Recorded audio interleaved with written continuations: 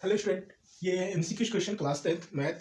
ठीक है, पहला क्वेश्चन है if TP and TQ are two tangent to a circle with a centre O so that angle POQ equals to 110, then angle PTQ is equal to, हमें PTQ find करना है। क्या find करना है? पीटीक्यू। ये चार ऑप्शन दिए गए, इसमें से कोई एक होगा। ठीक है, इस वीडियो में जो भी क्वेश्चन कराएंगे वो सारे एमसीक्यूज होंगे और इंपॉर्टेंट क्वेश्चन होगा। ठीक है, इसके अलावा और भी क्वेश्चन करेंगे हम।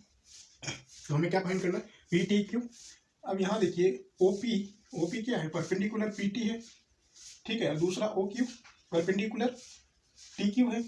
तो जब परपेंडिकुलर बनेगा टेंजेंट पे तो ये क्या हो जाएगा? 90 डिग्री का एंगल हो जाएगा। ठीक है, ये 90 डिग्री का एंगल हो जाएगा। तो ये 110 और ये 90 डिग्री हो गया। ये एक क्वाड्रिलेटरल बन रहा है। तो angle P O Q plus angle O P T plus angle O Q T plus angle P T Q equals to क्या हो जाएगा? 360।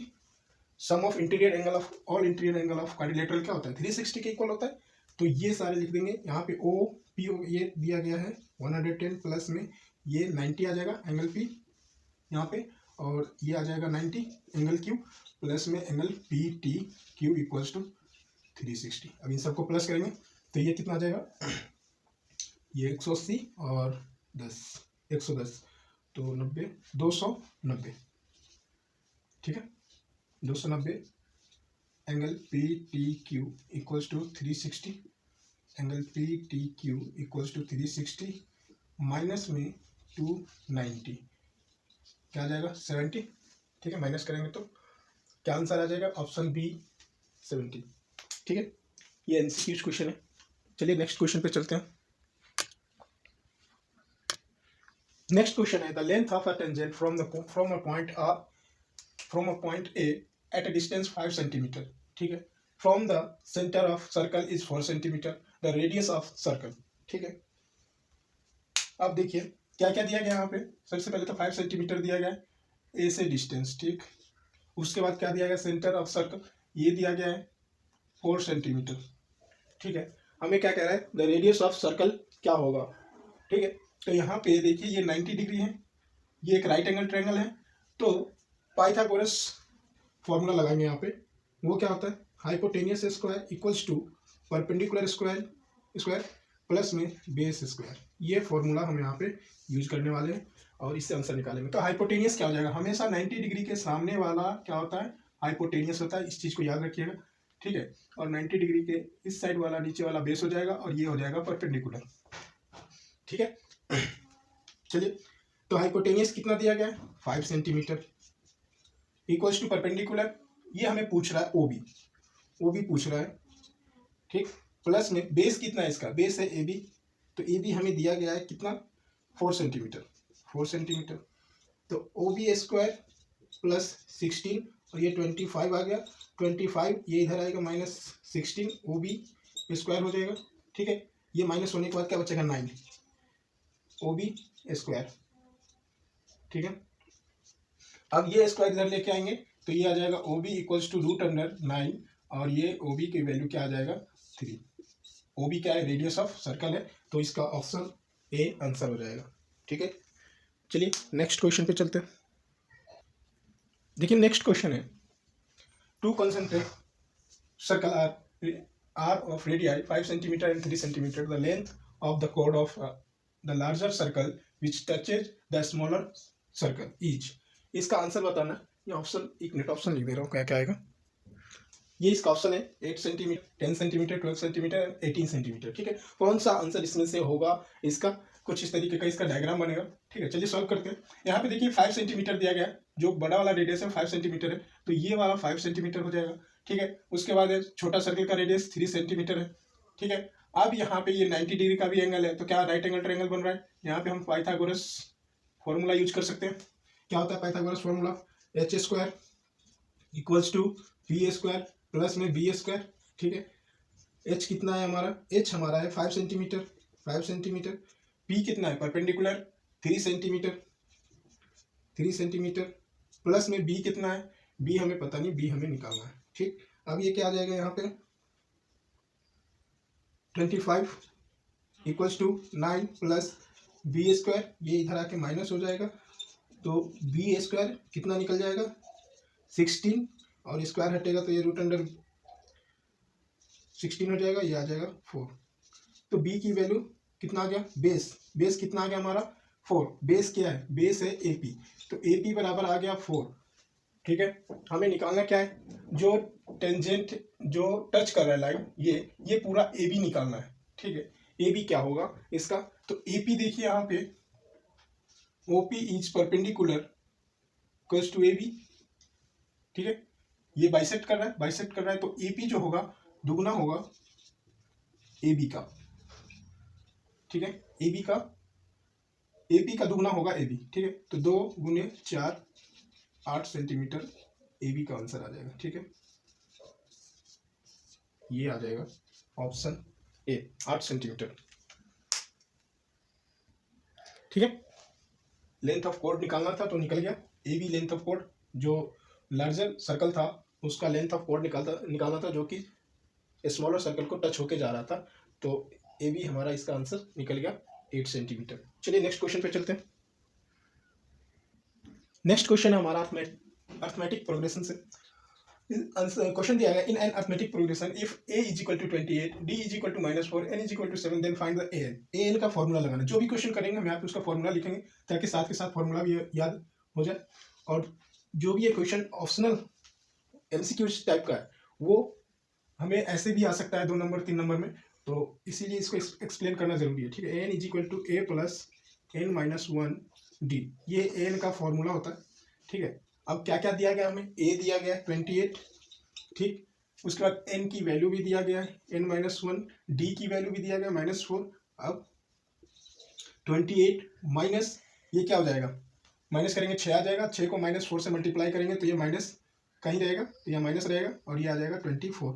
इसका आंसर कितना आ गया 4। ऑप्शन ए हमारा सही है। ठीक है, अब चलते हैं नेक्स्ट क्वेश्चन पे। नेक्स्ट क्वेश्चन है 30 term of the AP is 10 7 4, ये एपी दिया गया है, इसका 30वां टर्म निकालना है। ठीक है, कैसे निकालेंगे, अब ये तो मुश्किल है, तो इसको an के फॉर्मूले पे हम पुट करेंगे। an is equal to a plus n minus 1 d। अब यहां से समझिए जो क्या क्या n क्या होता है, नंबर ऑफ टर्म होता है। ठीक है, नंबर ऑफ टर्म, ठीक, तो n नंबर ऑफ टर्म कितना दिया गया है 30, तो बस सीधा हम यहाँ पे a प्लस 30 माइनस 1 d लिख देते हैं, तो a प्लस क्या आ जाएगा 29 d। ठीक है, 30वां टर्म निकालना होगा तो हम सीधा ये वाला फॉर्मूला यूज करेंगे, हमारा 30वां टर्म निकल जाएगा। या फिर कोई भी टर्म निकालना होगा एपी का, जैसे मान लीजिए यहाँ पे हमें 18वां टर्म बोले निकालने के लिए, तो यहाँ पे a प्लस 17d इस तरीके से लिख के हम निकाल सकते हैं। जो टर्म बोलेगा निकालने के लिए उससे एक कम करके यहाँ पे हम लिख देंगे, हमारा वो टर्म निकल जाएगा। बट हमें a मालूम होना चाहिए, तो यहाँ पे हमें a मालूम है। a कितना है, पहला टर्म जो होता है वो a होता है। ठीक है, तो ये a हो गया फर्स्ट टर्म, और n जो होता है लास्ट टर्म होता है। तो चलिए हमें निकालना क्या है, a 30 निकालना। ये मैंने फॉर्मूला बस ऐसे ही समझाने के लिए बताया था। ये आ जाएगा a प्लस 29d। a कितना हमारा, a है हमारा 10 प्लस 29। अब d कैसे निकालेंगे ये भी मालूम होना चाहिए, तो d का फॉर्मूला होता है a2 माइनस a1। ठीक है, जो भी क्वेश्चन हम करेंगे यहाँ पे उसके फॉर्मूले साथ के साथ लिखते जाएंगे ताकि हमें फॉर्मूले भी याद हो जाए। यहाँ पे एक फॉर्मूला ये हो गया, दूसरा ये हो गया, तीसरा हम इस तरीके से निकालने का ये भी समझ गए। ठीक है, d बराबर क्या होगा, तो a2 कितना, a2 हमारा 7 है, यहाँ पे -10 हो जाएगा तो -3d आ जाएगा, d निकल गया। अब यहाँ पे पुट कर देते हैं d -3 10 प्लस ये मल्टीप्लाई करेंगे तो ये आ जाएगा 9 तिया 27 और 2 तिया 6 और 1 7। ठीक है, सॉरी 8 आ जाएगा माइनस का, 9 तिया 27 6 2 तिया 6। ठीक है, अब इसको माइनस करेंगे तो ये माइनस का 77 इसका आंसर आ जाएगा ऑप्शन में। यहाँ पे दिया गया ऑप्शन सी -77, ऑप्शन सी आ जाएगा आंसर हमारा। ठीक है, चलिए नेक्स्ट पे चलते हैं। देखिए नेक्स्ट क्वेश्चन है the missing term in AP. हमें मिसिंग टर्म निकालना है। यहाँ पे फर्स्ट टर्म दिया नहीं है, फिर सेकेंड टर्म दिया है, थर्ड टर्म दिया नहीं है, फिर फोर्थ टर्म दिया है। तो किस तरीके से इस क्वेश्चन को सॉल्व करेंगे, वेरी वेरी इंपॉर्टेंट क्वेश्चन है। ये एमसीक्यू टाइप में पूछ लेगा या फिर आपको ऐसे भी क्वेश्चन पूछ लेगा। इसका ऑप्शन दे देते हैं। पहले ऑप्शन क्या क्या है इसका।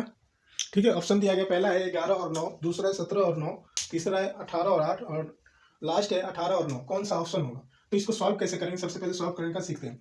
अभी हमने एक फॉर्मूला लिखा था इससे पहले वाले क्वेश्चन पे, an is equal to a plus n minus 1d, ठीक है, ये फॉर्मूला है।